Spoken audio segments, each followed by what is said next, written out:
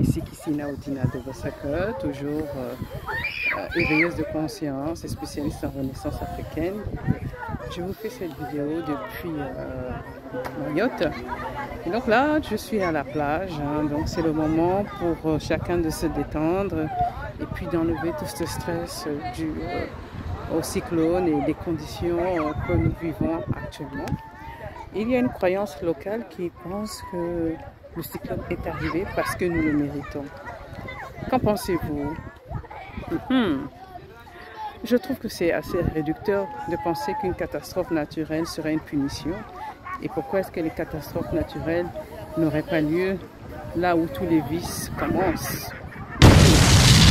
Donc, en tant que professeur de sciences chaotiques, on s'interroge, mais on observe la nature et on sait que à chaque période de l'année, certaines catastrophes se reproduisent et doivent se reproduire. Donc, penser que ce serait une punition. Et récemment, il y avait justement des enfants qui étaient près de chez nous, qui jouaient de la musique. Et une personne, entre guillemets religieuse, leur a dit de ne pas mettre la musique parce qu'on était punis, parce qu'on était des grands pécheurs. Donc, que penser de ça, hein?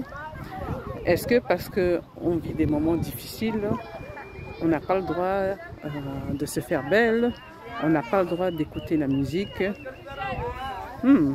C'est intéressant. C'est intéressant et ça veut dire qu'en 2024, des personnes pensent encore comme ça. Le chemin est long avant que les gens s'ouvrent à la science, les gens s'ouvrent à ce qui paraît plus plausible, plus logique. Hein. Qui le crut? Mais ce sont des choses qui arrivent. Il faut de tout pour faire un monde. En tant que professeur de sciences chaotiques, je l'affirme et confirme que ce n'est pas une punition.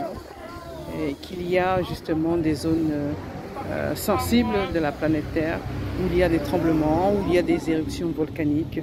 Cela doit se passer parce que la Terre est un être vivant qui s'agrandit et il y a aussi tout ce qui est énergie, hein, tout ce qui est énergie et qui doit justement sortir. Donc il y a des nouvelles énergies. Nous savons tous que nous sommes à l'ère du Verseau, mais maintenant nous constatons de nos propres yeux ce que c'est que réellement l'ère du Verseau. Il y a des transformations, la venue de l'AES, des pays qui sont complètement indépendants sur le continent africain. Il se passe énormément de choses et nous ne sommes encore qu'en 2024, donc l'année 2025 promet. Donc voilà, donc là je vais me baigner moi aussi, hein. Donc voilà, je vais prendre je vais communier avec notre chère divinité, hein, notre chère divinité de l'eau. Je vais écouter ses sagesses du fond des océans. Et on se dit à très prochainement pour une prochaine vidéo. Bye!